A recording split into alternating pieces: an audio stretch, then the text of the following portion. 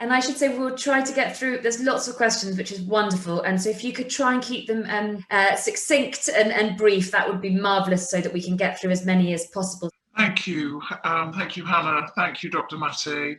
I wondered, and I'm not sure if you're prepared to answer this, but I wondered what method you used to recover from your own self-confessed addiction, if you used a 12-step program or if you care to share that.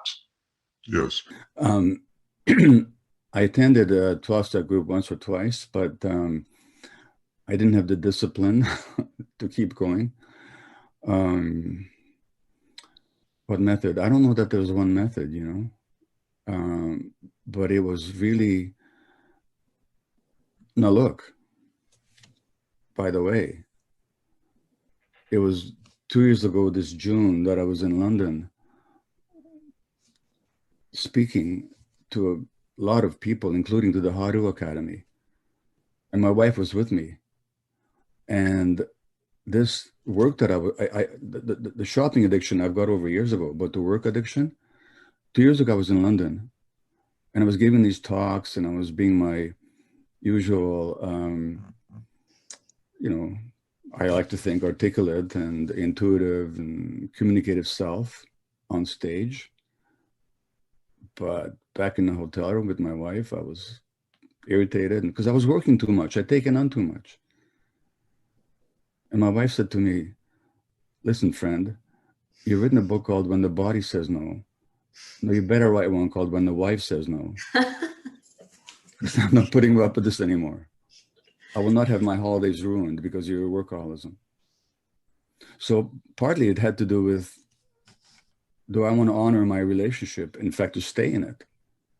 So I had some incentive after 49 years at that point of marriage. And, but really it's been a process of deepening my awareness of myself, of separating from my ego. And that meant for me, counseling, deep reading, self-reflection, yoga, taking care of my body physically and nutritionally, all that. Each of my books that I've written have been from myself. So the more I immersed myself in this material, the clearer I became within myself. There's no simple answer I can give you. I can also tell you that I've also done some really helpful work with traditional healing methods, including psychedelic substances, and that's also helped. I can't point to one thing that has been the key. It's all of that. But fundamentally what it was is I've had a deep commitment. I can acknowledge myself for that. Sometimes I had to drag myself kicking and screaming, but I had a deep commitment to transformation and to self-awareness. Should jump in at that moment and say I think one of the experiences could have been with a guest we have coming up on the How To Academy program on March the 24th, the Temple of Life. Well, yeah, the Temple of the Way of Light. Temple of the Way of Life. Yeah, that's in Peru, and it's an ayahuasca healing center with Matthew Waterston, and a good friend of mine. And yes, I had a deep experience there 2 years ago that I'll tell you about in some other context. Well, we hope. In fact, I went to the Temple of the Way of Light right from London under the circumstances I just mentioned. And when I got there, the shaman said, buddy, you can't lead anybody else. You're too stressed yourself. You better just work on you. That's what happened. These traditional healers read me like a book. They didn't know a thing about me. Matthew is free to talk about that if he wants to. Hi, thank you so much, Dr. Mate. I am an MD, and your work has influenced my practice. And I was working as a medical school professor as well, and would turn all my students onto your videos and books. My question is personal. I struggle with an immense amount of dissociation, and I think I have maybe become involuntarily addicted to the endogenous opioids in my brain. And I feel very disconnected from myself. And I do use psychedelics also, but I still find myself kind of struggling to connect with the self all the time because of this dissociation. And I was wondering if you have any ideas on how to break it. Well, yes. So the first question is, why would anybody dissociate? Not that you do it, by the way. You don't dissociate. Your brain does it automatically. I mean, do you decide, Miriam, do you decide all of a sudden, I'm going to dissociate now? Not at all. That's one of the most frustrating things, is that it just happens so automatically. Okay, now, no, don't think about yourself. Well, why would any human being, why would any human organism do that? Yeah, I guess it's just overwhelm. It's a response to just not being able to cope with whatever's in front of you. Exactly. And its origins are always in childhood, when the brain is developing. So that, like, for example, my ADHD, my tuning out, which is a milder form of dissociation, was a response to circumstances that as an infant I couldn't handle. So that the brain tunes out as a way of defending itself from the overwhelming stress. And it's doing so when the brain is developing and all the circuits are being laid down. So the tuning out, the dissociation actually becomes wired in. And later on, it takes very little to trigger it. So what I would invite you to do is to send me an email, and I'm giving How To Academy permission to share my personal email with you. This is professional courtesy here. And if you want to write to me, I'll get back to you. I won't take the time, nor do we have it, for me to delve into this question with you. But in recompense for you recommending my books to your students, I'll see what I can do to get back to you. Is that fair enough? That's an absolute honor. Thank you so much. I really appreciate it. You're welcome. Thank you. Without sounding rude, again, if I could emphasize, if you could keep a question brief so that I can get through as many as possible. Thank you so much. I just wanted to ask, I've come to recognize my deep sensitivity as well as in my family through my healing of trauma and coming into authenticity. So I was curious what you recommend to help prevent trauma when deeply sensitive. Well, you know, it's a bit like asking, how do you prevent trauma when deeply Black in a racist society?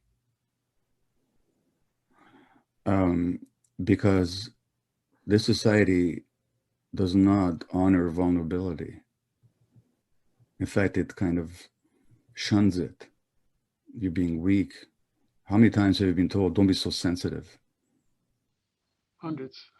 You might as well have been told, now what color is your hair? Are you a brunette or you're blonde? I can't quite tell. Reddish, well, dyed, but I have green eyes. Okay, well, people might as well tell you, don't be so green-eyed. It's just your nature. No, nobody ever told you not to be green-eyed, but they told you not to be sensitive, which is as much part of your nature as the green eyes are. So in this society, sensitive people are hurt. Now, how do you prevent it? Is if the parents had the wherewithal and the awareness and the teachers to recognize sensitivity and to actually honor it and to cherish it, because in traditional societies, the sensitive people were the shamans, they were the healers. In our society, don't be so weak. Don't be such a namby-pamby. Don't be so sensitive. So how do you prevent it? You can't as an individual, as a fetus, as an infant, as a small child, you can't. You can heal from the traumas, but you could hardly have prevented it. Thank you. Okay. I'm going to ask a question that somebody would rather remain anonymous, but I think it's important.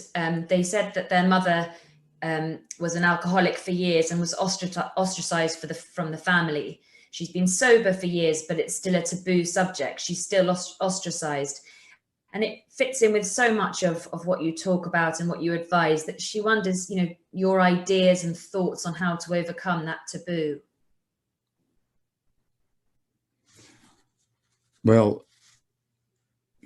I'd have to know much more about the situation. She may or may not be able to overcome it, because it may be a deeply held prejudice that the family is not willing to give up, precisely because her own journey was so painful for them, because it reminded them too much of what they don't really want to know, which is their own dysfunctions.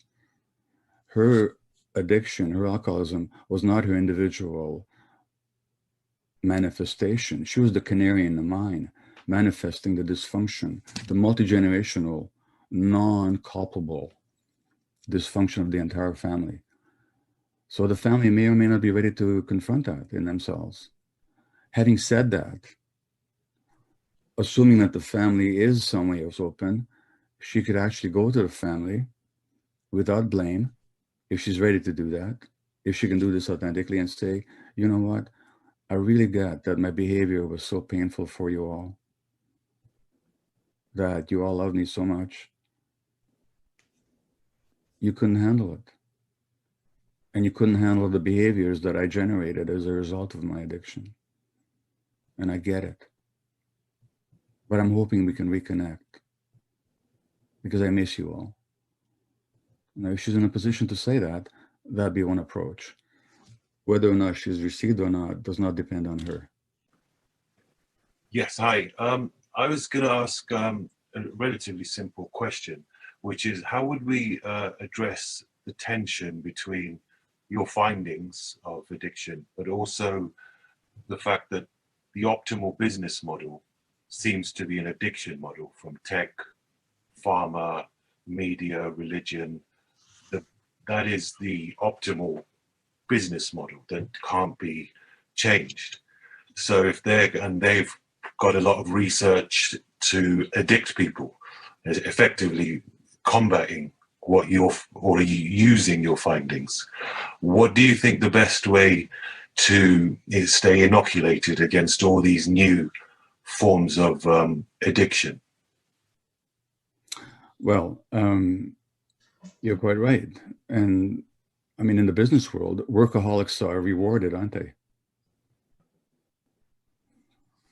And cell phone companies and food companies do research on how to access the addiction-prone parts of the brain, including the child's brain. So they're gearing their profits on people being addicted.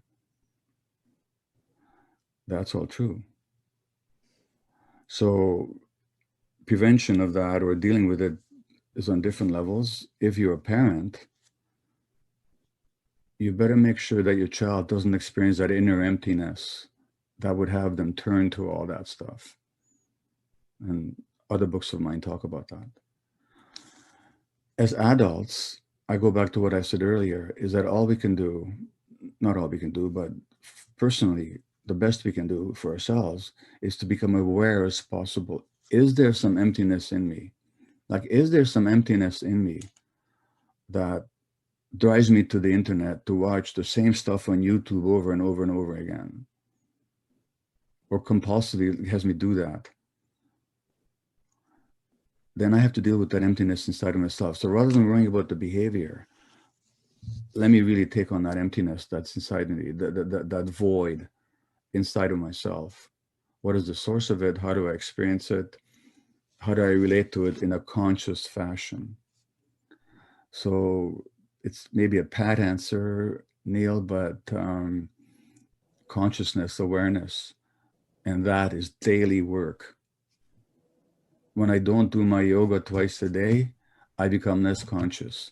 That's my particular, I'm not telling you should do yoga, I'm just telling you for me, it's daily work to stay conscious. Thank you so much. I think we've got time for just maybe a couple more. I wanted to ask you actually two things, but you can answer them in whatever order you want. So, because you talked about the sort of distant history of humanity and how much healthier the environment was. So, at what point do you think in human civilization do you think that we lost that environment? And a sort of short follow-on. On the topic of the sort of misattributed quote of saying that you should be the change you want to see in the world, what can we do to create, without wanting to take on the burdens of the world, what can we do as individuals to create a better environment for ourselves? All right, what's interesting is that your questions in both cases contain their own answers. When you said at what point in civilization did we lose it? That was the point when civilization came up. When we went from hunter-gatherer, small band, to agricultural, and civilization started to rise, that's when we began to lose that stuff. And it's been gradual, but steady and relentless ever since. So there are higher stages of technology and economic organization we reached, the more separated we became from our original selves. So that was the answer, right in your question, civilization. The question now is, can we re-embrace those values without giving up the benefits of science and technology and intellectual awareness and so on? I say that we can, but it'll take a lot of awareness, a lot of work. As to what you can do, again, you answered your own question, be the change that you want. And where you play that out depends on what your inclinations are and what your platform is. So in whatever platform you have, whether it's in the context of your family, community, extended family, political grouping, larger society, profession, manifest your awareness and teach it to those that are ready to listen at whatever level. And don't be attached to the outcome. If I was attached to the outcome that my medical colleagues should all of a sudden embrace what I'm talking about, and believe me, at times I thought all I have to do is say the obvious and everyone's going to say, oh yeah, he's right. No, they're not. So I've let go a long time ago of that kind of attachment, and everybody should. It's not about the end result, it's about the process. I'm just trying to go through as many of the screens as possible. There's so many of you out there, and I want to be able to kind of ask as many, get your questions in. But before, we've got time for one more. Thank you very much. Yeah, this has been great. Thanks both. I just wondered, I'm in America where the disease model of addiction is primary, and I've been in recovery myself for drug and alcohol addiction. I have other addictions as well. I just wondered what your view is on abstinence and moderation when it comes to addiction. I know it's a big question, but out here, you know, abstinence is really seen as the ultimate goal. So yeah, your view would be great. Thank you. Okay, so again, a deep question very quickly. Abstinence is a goal, but it's not the goal. It's a legitimate goal, but it's not the goal. The goal is sobriety. And you can be abstinent without being sober. Abstinent means simply you're not doing something. That's good. That's good. But it's not sobriety. Sobriety is actually full awareness and being in touch with yourself. That's the ultimate goal. Number one. Number two, while abstinence is a legitimate goal, it can't be the immediate goal for everybody. In the downtown east side, in Vancouver, we pioneered, for example, we had the North America's first supervised injection site. And I worked there as a physician, where people bring their drugs, even though they're illegal, and they get to inject under supervision. They're given clean needles, sterile water to inject with, and they're resuscitated if they overdose. This has been done in England, it's been done in Europe.